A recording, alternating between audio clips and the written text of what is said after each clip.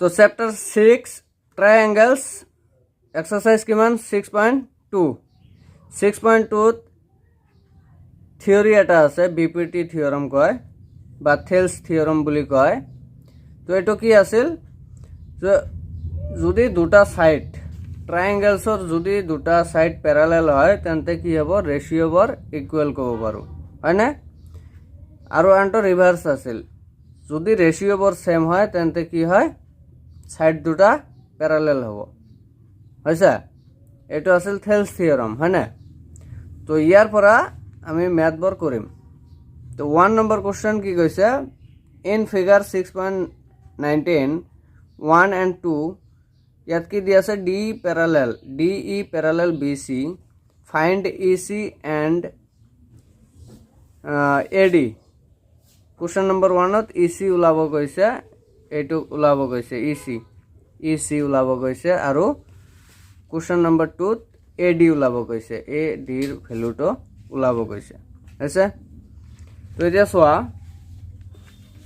তো আমাৰ কি দিয়া আছে এইটো লিখিম গিভেন কি দিয়া আছে DE parallel BC তার মানে এইটো প্যারালেল এই সাইডটো দিয়া আছে। তো আমার থেলস থিওরাম মতে কি আছিল যদি সাইড দুটা প্যারালেল থাকে তেন্তে কি আমি লিখিব পাৰো ৰেশিওবোৰ সেম লিখিব পাৰো হয়নে।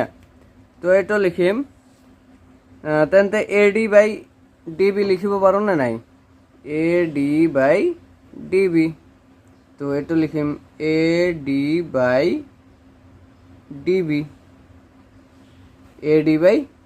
ইকুয়াল টু AE/EC আচ্ছা।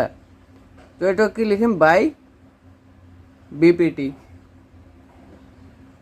হয়নে বা থেলস থিওরাম। এটার মতে আমি কি রেশিওটা সেম লিখিব পাৰো কাৰণ কি দিয়া আছে প্যাৰালেল দিয়া আছে দুটা সাইডৰ প্যাৰালেল দিয়া আছে। তো ট্ৰায়াঙ্গেলটোৰ ৰেশিওবোৰ কি হ'ব সেম হ'ব। তো ইয়াত ভ্যালু দিয়া আছে অলরেডি ভ্যালু কি দিয়া আছে AD ৰ ভ্যালু দিয়া আছে। তো AD ৰ ভ্যালু কিমান 1.5 DB ৰ ভ্যালু কিমান 3 ইকুয়াল টু AE ৰ ভ্যালু কিমান 1। তো EC ৰ ভ্যালু দিয়া নাই হয়নে। তো এইটো EC হ'ব। তো ইয়াৰ পৰা কি হ'ব ক্ৰস কৰি চোৱা। তো ক্ৰস কৰিলে কি হ'ব 1 3 * 3 আৰু এইটো কি হ'ব 1.5 into EC। তো 1.5 EC আছে। তো EC ইকুয়াল টু কি লিখিব পাৰা EC ইকুয়াল টু 3/1.5 হয়নে। তো EC ইকুয়াল টু এইটো কি লিখিম এতিয়া তার মানে 10 দি ইনটু কৰিলে পয়েন্টটো উঠি যাব হয়নে। তো ইয়াক 10 দি ইনটু কৰা ইয়াক 10 দি ইনটু কৰা তো পয়েন্ট উঠি গলে কি হ'ব ওপৰত 10 দি ইনটু কৰিলে 30 আৰু ইয়াত তলত 10 দি ইনটু কৰিলে কি হ'ব পয়েন্টটো উঠি যাব 15 থাকিব হয়নে।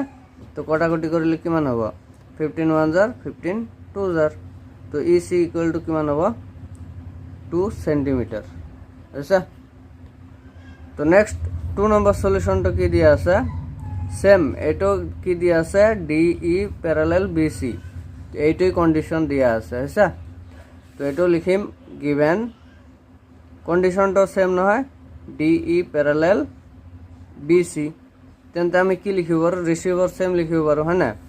তো দেন দেয়াৰফৰ কি লিখিব পাৰো AD/DB ইকুয়াল টু AE/EC আচ্ছা। এটো লিখিব পাৰা বাই BPT বা থেলস থিওৰাম হয়নে। তো AD ৰ ভ্যালু দিয়া আছে AD ৰ ভ্যালু কিমান আছে দিয়া নাই হয়নে AD ৰ ভ্যালু ওলাব লাগে।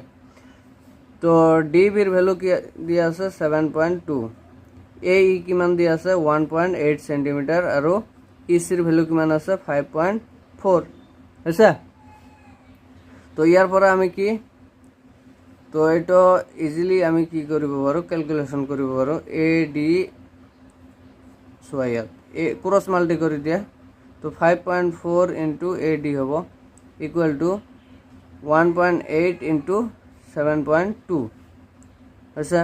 তো AD ইকুয়াল টু কি লিখিব পাৰা 1.8 into 7.2 by 5.4 আচ্ছা। তো এইটো ক্যালকুলেশন কৰি কিমান পাও 2.4 সেন্টিমিটাৰ। আচ্ছা, তো এটা হবো আমাৰ অ্যান্সাৰ।